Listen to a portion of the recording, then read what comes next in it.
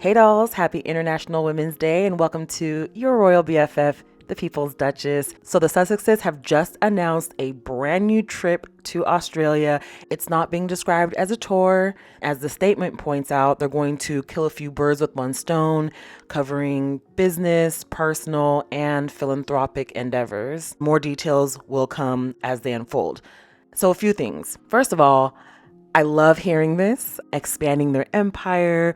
I do wonder if it has anything to do with their initiatives regarding online safety. Y'all know that Australia is very forward thinking and progressive when it comes to online safety. They have set a limit of 16 years old for children to access social media. So it's highly likely that a piece of their trip will be earmarked for talking to those legislators, seeing how they were able to pass that law, and then seeing how they can replicate that. And it'll be really exciting to see if that is, in fact, one of the benefits that come out of this trip. For the business end of it, that could be anything. They literally have so much business between the two of them. It could literally be anything between Travelist, Better Up, Invictus. Meghan could very well be sourcing something for As Ever. You just never know. It could be a whole new thing. Wouldn't be surprised if this were Princess Meghan looking for an Aussie vendor. I wouldn't be surprised at all if we saw some sort of pop-up As Ever shop like we did at Godmother's and like she also did at Soho House. You know, she's the queen of a pop-up. So it's really exciting because Australia could have some As Ever coming soon. It'll be really exciting to compare and contrast their 2018 Australia tour with this time around. Man, so much has changed, didn't it? So much has changed, but so much has also remained the same. The Sussexes are the same loving, really kind, thoughtful people they've always been, but obviously their life has changed very fundamentally. They now have 2 children. Their life has really flourished in a quite unexpected way. I'm sure that these people back in 2018 had no inkling that this would be the chain of events, but here we are. And it'll be really interesting to see how they're received this time around on a private and professional tip versus the last time. This isn't a royal tour, so I don't expect any walkabouts. I don't really even expect to see much of them because this is a private trip with some philanthropic pieces woven in. But for the most part, these are 2 people, private citizens, going on a private trip to expand their business and do whatever they need to do over there. So I'm not expecting much in the way of visuals, but I do want to get into it. If she does give us any fashion, if we do see anything coming and going, we'll definitely cover it. And I also want to juxtapose it against that first royal tour of Australia, which I covered on this channel. I love that particular episode because it was the first royal tour that they had done. So I got to cover her fashion and just how exciting it was. You know, it was brand new and she was taking to it like a fish in water. We all knew she was really good, but she was so good during this tour. So I want to recap that closer to when they actually go. So sometime in April, I'll be dropping the recap, and it'll be just like whenever we recap anything else.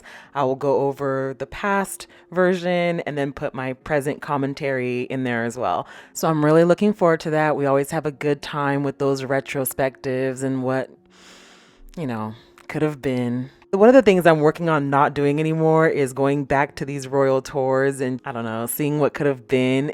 I don't ever want them to go back to the place that broke them, right? I never want them to be working royals again, but you can't help but rewatch some of those royal tours and just think, gosh, what a loss. What a loss for everyone. The Commonwealth deserves Harry and Meghan, and what a loss for them. Everyone saw how beautiful Meghan was and how exceptionally well she did at this job. She was a natural. She didn't need any training. She was so good. And in fact, a lot of us noticed that it was just too good. Even the royal commentators at the time were all looking nervously around going, oh gosh, this is going to be a problem, isn't it? When we saw them coming out on the balcony, this was the moment that caught too much attention. This was the moment that sparked too much joy.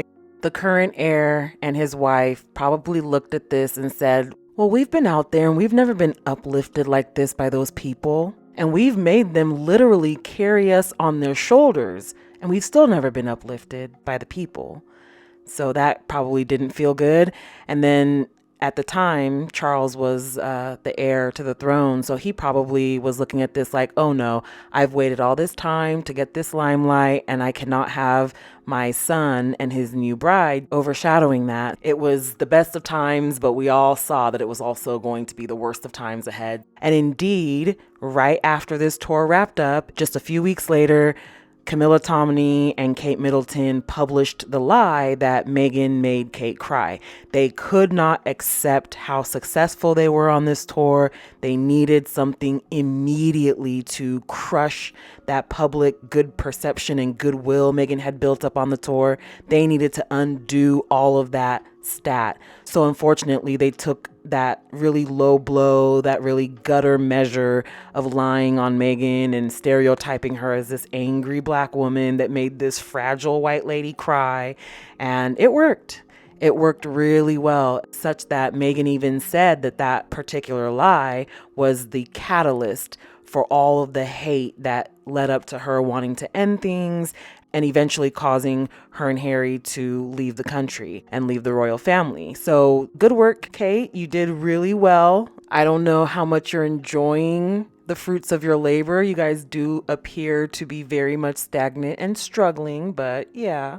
It's been 6 years and y'all are still in the same place you were 6 years ago, except I guess William's drinking more now than ever to save the pubs. I don't know, but nothing else has really been going on. In fact, you guys have really whittled away as far as your public goodwill, your public persona, all-time low numbers as far as support for the monarchy. And that's neither here nor there. We don't care. I am just saying that sometimes it's hard to not look at this and think, wow, what would have happened if these people were just normal and they weren't racist, entitled, toxic PDFs? I guess we'll never know. But let me know what you guys think in the comments. What are you guys most looking forward to for this tour? I am always looking forward to the fashion, but of course, I always want to know what's going on, what was achieved, and how we can also help. Like, share, and subscribe. Hype the video.